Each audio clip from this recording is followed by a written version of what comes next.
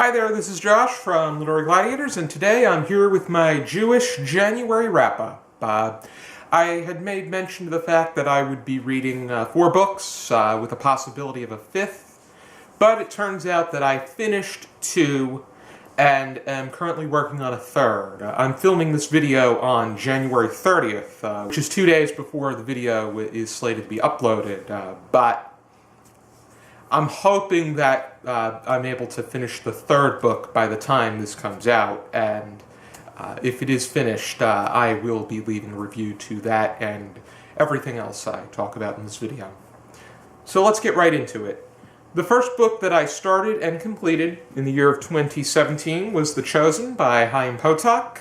I did a video review on this, so I'm not going to say too much, but what I will say is I got a greater understanding about Judaism, especially in the Orthodox and Hasidic areas, and I felt that this was a great understanding of both Reuven Malcher, who is the narrator, and Danny Sanders, who is a peer of his that he befriends, and the two have an on and off friendship with one another.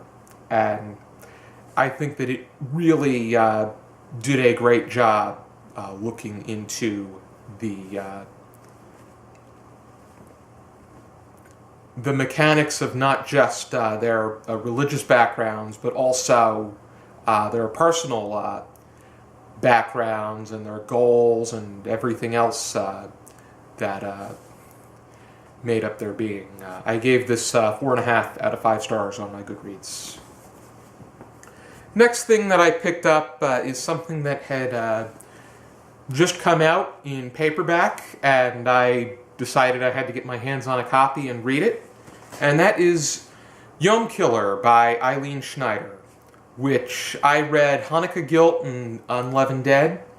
Yom Killer is the 3rd in the series, and it follows Rabbi Aviva Cohen looking to solve the mystery of foul play that did take place following her mother's trip and fall in the bathroom at her senior residence.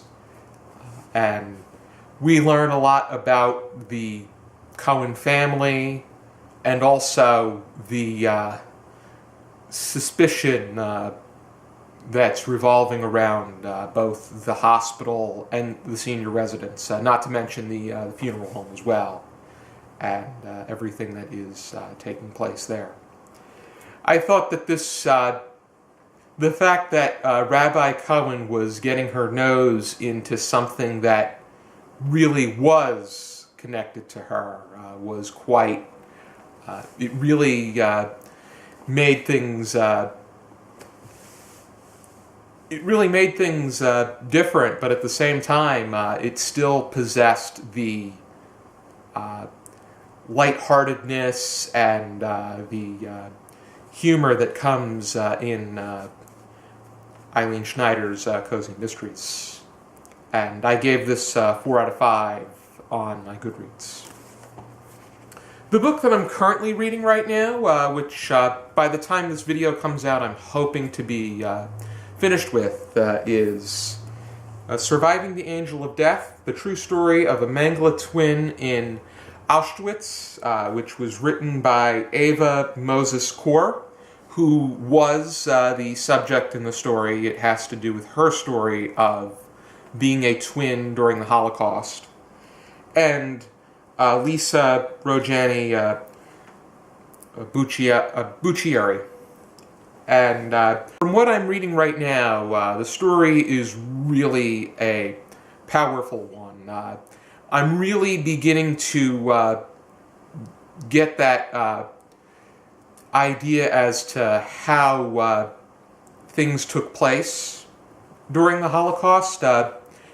Certainly every person's story was different in how the events took place, but I saw some similarities with how things started to become only more restricted and then eventually they were taken and placed in concentration camps, and those that they found useful they kept using to complete tasks of theirs, and those that they found useless they would kill them in immoral ways.